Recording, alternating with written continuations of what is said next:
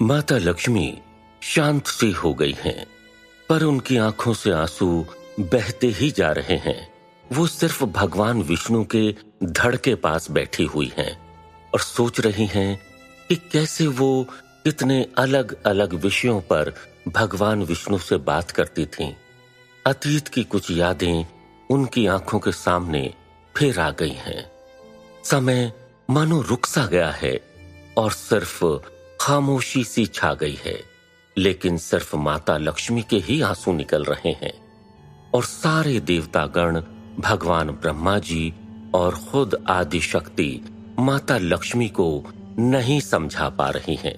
माता लक्ष्मी अपनी आंखें बंद कर लेती हैं कि अचानक उन्हें एक आवाज आती है, हे देवी, आप दुखी ना हो, सब कुछ ठीक है, मैं बिल्कुल ठीक हूँ।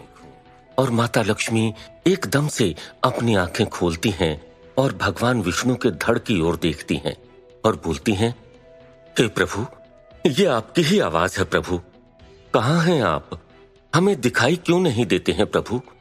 कृपया प्रभु दर्शन दीजिए।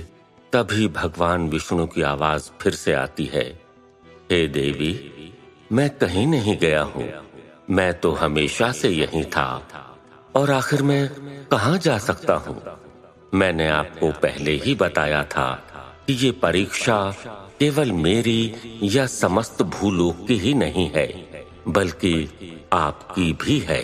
इसलिए आपको मजबूत बनना होगा। इस जगत का पालन पोषण मेरा कर्तव्य है और मुझे इस कार्य में आपकी मदद की जरूरत है।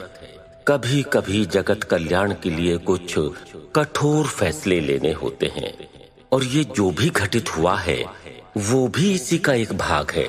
जैसे माता पिता को कभी कभी कुछ कठोर फैसले लेने होते हैं ताकि वो अपनी संतान के जीवन को सुरक्षित कर सके, वैसे ही हे प्रिय, मुझे भी ये फैसला लेना पड़ा। जब माता लक्ष्मी ने स्वयं भगवान विष्णु की आवाज सुनी तो उन्होंने राहत की सांस ली। माता लक्ष्मी ने अपने आंसू पोंछे और भगवान विष्णु से बोली, हे प्रभु, आपकी महिमा आप ही जाने। आप कोई ना कोई लीला करते रहते हैं और ये भी सच है कि आप जो भी लीला करते हैं वो सारे जग के कल्याण के लिए होती है। आप तो उस पेड़ के जैसे हैं जो खुद धूप में तप कर दूसरों को छाया देता है। आप जगत के पालनहार हैं और आपकी लीलाएं सिर्फ सारे जगत को कष्टों से बचाती नहीं हैं, बल्कि हर मानव को सही जीवन जीने और सही राह पर चलने की सीख भी देती हैं, ताकि उनका जीवन हमेशा के लिए सुखमय हो जाए। आपकी हर लीला जीवन का वो पाठ है जिसे सीखने से मानव कष्टों से सुरक्षित रहता है। माता लक्ष्मी फिर गंभीर होकर भगवान विष्णु से कहती हैं, हे स्वामी, आपने जन कल्याण के लिए बहुत तकलीफ सही है। क्या और कोई उपाय नहीं था हयग्रीव को हराने का? हे प्रभु, अब आगे आप क्या करेंगे? कैसे हयग्रीव का नाश करेंगे? हयग्रीव और शक्तिशाली बनता जा रहा है और तीनों लोग हयग्रीव से डरे हुए और परेशान हैं। हे स्वामी, अब आप क्या करेंगे? माता लक्ष्मी के वचन सुनकर सारे देवतागण भी परेशान से दिखाई देते हैं। सारे देवतागण हाथ जोड़कर भगवान विष्णु से कहते हैं, हे प्रभु, माता लक्ष्मी ने सत्य कहा। हयग्रीव शक्तिशाली बनता जा रहा है और तीनों लोकों में अपना आतंक फैला रहा है।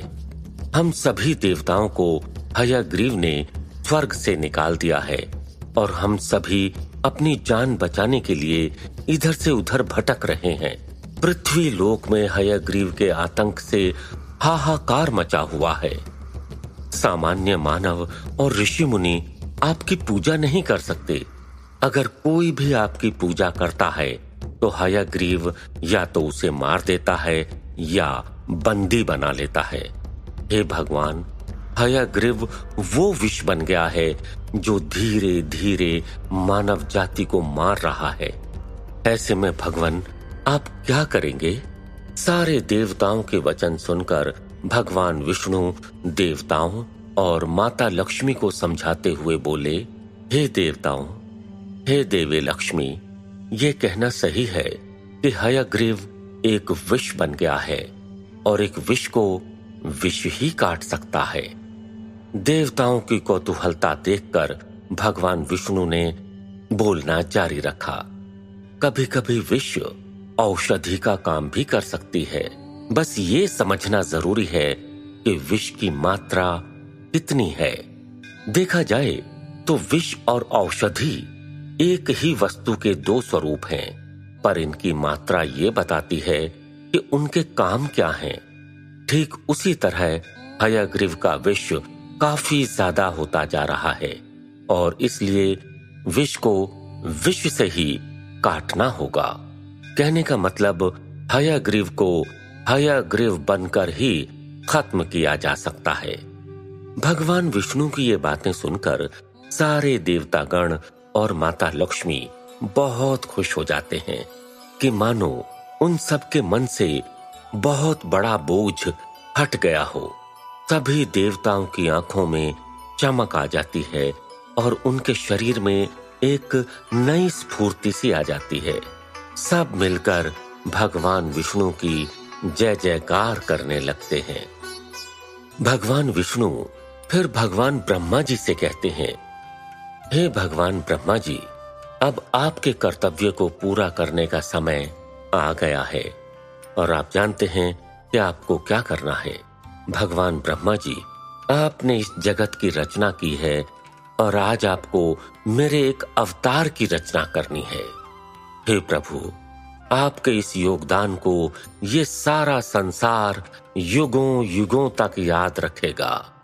अब समय आ गया है कि हयग्रीव का नाश हो और तीनों लोकों का कल्याण हो। यही विधि का विधान है। भगवान ब्रह्मा जी भगवान विष्णु की बातें सुनकर मुस्कुराकर हाँ में सर हिलाते हैं और ओम विष्णवे नमः बोलकर अश्वनी कुमार को बुलाते हैं। अश्वनी कुमार सूर्य और उनकी पत्नी संज्ञा के पुत्र हैं। अश्वनी कुमार प्रकट होते हैं और भगवान ब्रह्मा, भगवान विष्णु, माता लक्ष्मी और सभी देवता गणों को प्रणाम करते हैं। सूर्य पुत्र अश्वनी कुमार भगवान ब्रह्मा से कहते हैं, हे प्रभु, आप सबके दर्शन एक साथ कर मुझे बहुत खुशी हुई। भगवान, कृपया मुझे बताएं कि आपने मुझे याद कैसे किया। भगवान ब्रह्मा सूर्य पुत्र अश्वनी से कहते हैं, हे सूर्य पुत्र, आपको पता होगा कि हयग्रीव का आतंक तीनों लोकों में फैलता जा रहा है। हयग्रीव न सिर्फ पृथ्वी लोक में बल्कि स्वर्ग लोक में भी सबके लिए परेशानियों का कारण बना हुआ है। हयग्रीव ने पृथ्वी लोक पर भगवान विष्णु की पूजा करने वालों पर बहुत अन्याय किया है। उसकी वजह से ऋषि मुनि भगवान विष्णु की पूजा नहीं कर सकते और ना ही यज्ञ कर सकते हैं। दूसरी ओर हयग्रीव ने स्वर्ग लोक पर आक्रमण कर दिया है और देवराज इंद्र और सभी देवता गणों को अपमानित कर स्वर्ग से निकाल दिया है। हयग्रीव को माता भगवती से वरदान मिला है कि ना कोई मानव, ना कोई जंतु हयग्रीव को मार सकता है, बल्कि सिर्फ हयग्रीव ही हयग्रीव को मार सकता है। माता भगवती से मिले वरदान की वजह से हयग्रीव बहुत शक्तिशाली हो गया है और वो खुद को भगवान मानता है और वो ये चाहता है कि सब उसकी पूजा करें, भगवान विष्णु की नहीं। भगवान ब्रह्मा आगे सूर्य पुत्र अश्विनी कुमार से बोलते हैं कि भगवान विष्णु को हयग्रीव अवतार लेना होगा ताकि वो हयग्रीव का वध कर सकें और इसलिए भगवान विष्णु ने सब लीलाओं की रचना की है ताकि तीनों लोकों का कल्याण हो सके और यही कारण था सूर्य पुत्र अश्विनी कुमार को बुलाने का। सूर्य पुत्र अश्विनी कुमार आदर के साथ भगवान ब्रह्मा से कहते हैं, हे भगवान, ये जो भी घट रहा है वो बहुत गलत है। तीनों लोगों के कल्याण के लिए हयग्रीव का अंत ही एकमात्र उपाय है। इसलिए हे ब्रह्मा जी, आप आज्ञा दें कि मुझे क्या करना होगा। जन कल्याण के लिए मैं हमेशा तैयार हूँ।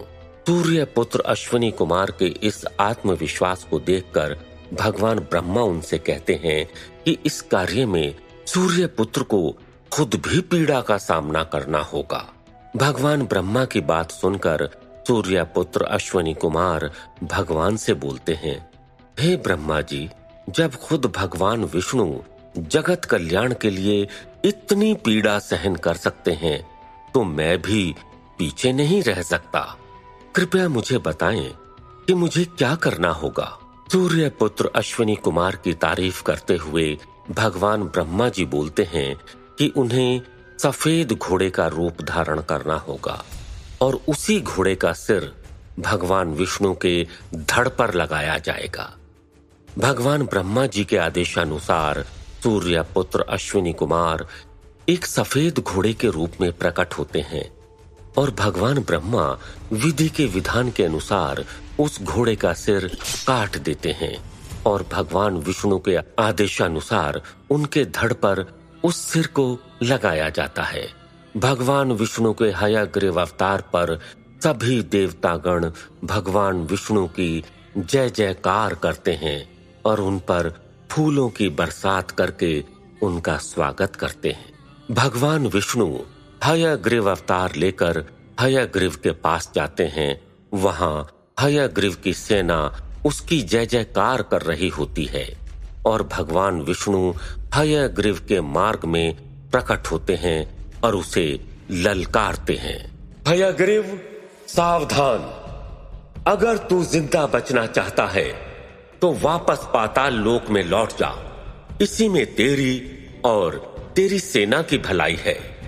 अब भी वक्त है, मेरी बात मान जा और अपनी जिद छोड़ दे, अन्यथा इसका परिणाम बहुत बुरा होगा और उस परिणाम का तू ही जिम्मेदार होगा। भगवान विष्णु के हयग्रीव रूप और उनके वचन सुनकर हयग्रीव हैरान हो जाता है और मन ही मन सोचता है कि ये कौन है जो उसके जैसा रूप धारण करके आया है और खुद हयग्रीव को चेतावनी दे रहा है। हयग्रीव पूरे जोश के साथ भगवान विष्णु से बोलता है, कौन है तू? क्या चाहता है? और तूने मेरे जैसा रूप कैसे बनाया हुआ है? भगवान विष्णु जो अंतर्यामी है हयग्रीव से कहते हैं, हयग्रीव, तेरे पापों और अत्याचारों का अंत करने के लिए मैंने हयग्रीव का रूप धारण किया है।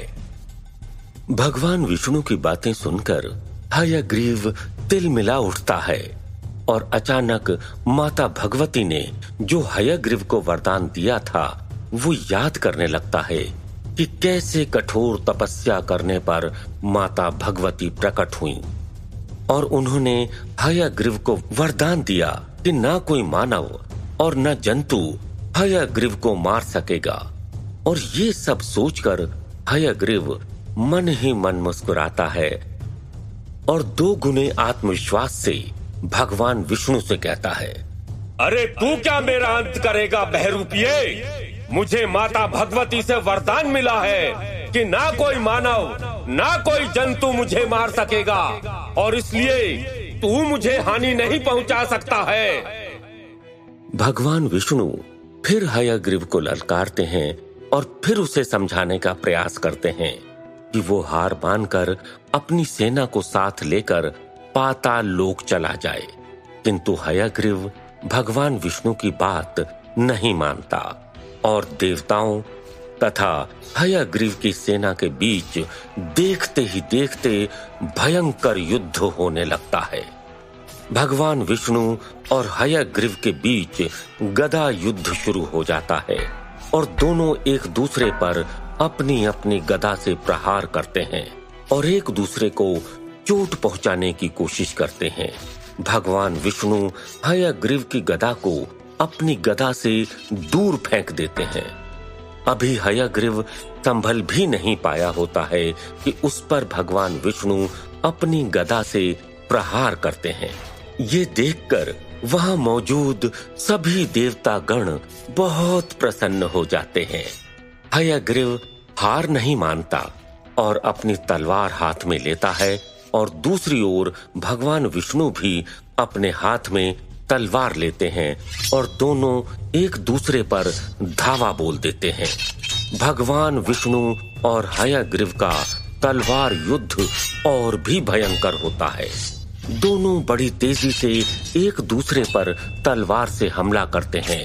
हयग्रीव अपनी तलवार से भगवान विष्णु को एक ओर धक्का देता है, किंतु भगवान विष्णु को जरा भी दर्द नहीं होता और वो अपनी तलवार से फिर हयग्रीव की तलवार को एक ओर फेंक देते हैं। जब हयग्रीव के पास तलवार भी नहीं रहती तो हयग्रीव अपने मुख से एक शक्ति चलाता है और दूसरी ओर भगवान हयग्रीव की शक्ति को अपनी ओर आती देख अपनी तलवार से एक शक्ति उत्पन्न करते हैं और हयग्रीव की शक्ति को नष्ट कर देते हैं। फिर हयग्रीव भगवान विष्णु पर हजारों तीर चलाता है और फिर भगवान विष्णु हयग्रीव के तीरों के जवाब में हजारों ढालों से हयग्रीव के तीरों को नष्ट कर देते हैं। अपने हर हथियार को नष्ट होते देखकर गुस्से में हयग्रीव अपनी सेना को आदेश देता है कि भगवान विष्णु को चारों ओर से घेर कर उन्हें समाप्त कर दें। हयग्रीव का आदेश पाते ही उसके लाखों सैनिक भगवान विष्णु पर आक्रमण करते हैं और बदले में भगवान विष्णु अपने धनुष बाण से लाखों तीरों को उत्पन्न करके हयग्रीव की सारी सेना को नष्ट कर देते हैं। अपनी सारी सेना को भगवान विष्णु के हाथों मारा जाते देख हयग्रीव घबरा जाता है और युद्ध भूमि से भागने लगता है। हयग्रीव को यूं भागते देख भगवान विष्णु अपना चक्र उसके पीछे छोड़ देते हैं और हयग्रीव भागता रहता है और जितनी तेजी से हयग्रीव भागता है उतनी ही तेजी से भगवान विष्णु का चक्र उसका पीछा करता है और अंत में भगवान विष्णु का चक्र हयग्रीव का सिर काटकर उसका सर धड़ से अलग कर देता है और हयग्रीव की मृत्यु हो जाती है। उसका सिर सागर में गिर जाता है। हयग्रीव की मृत्यु के बाद भगवान विष्णु अपने वास्तविक रूप में आते हैं और सारे देवता गण भगवान विष्णु की जय जयकार करते हैं। हयग्रीव ने जो 4 वेदों को छुपाया था उन्हें भगवान विष्णु फिर से स्थापित करते हैं। इधर वैकुंठ लोक में भगवान विष्णु माता लक्ष्मी के साथ बैठे हैं और माता लक्ष्मी उनसे हयग्रीव अवतार की चर्चा कर रही हैं। माता लक्ष्मी ने भगवान विष्णु से कहा, हे प्रभु, हयग्रीव का अंत करके आपने समस्त देवतागण और धरती वासियों पर बड़ा उपकार किया है, नहीं तो वो दानव शायद समस्त संसार को तमस से भर देता और ज्ञान का नामो निशान ही मिटा देता। ये सुनकर भगवान विष्णु मुस्कुराते हुए कहते हैं, देवी लक्ष्मी, इस सृष्टि, इस संसार की रक्षा करना मेरा कर्तव्य है।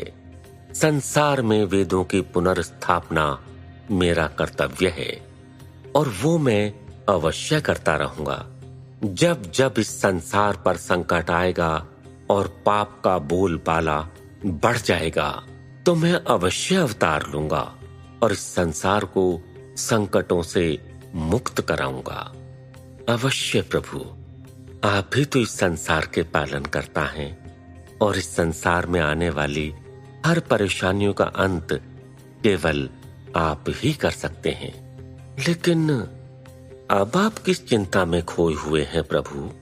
ऐसी कौन सी लीला है जो आप फिर से रचने वाले हैं? माता लक्ष्मी ने भगवान विष्णु की बातों का उत्तर देते हुए सवाल भी पूछा।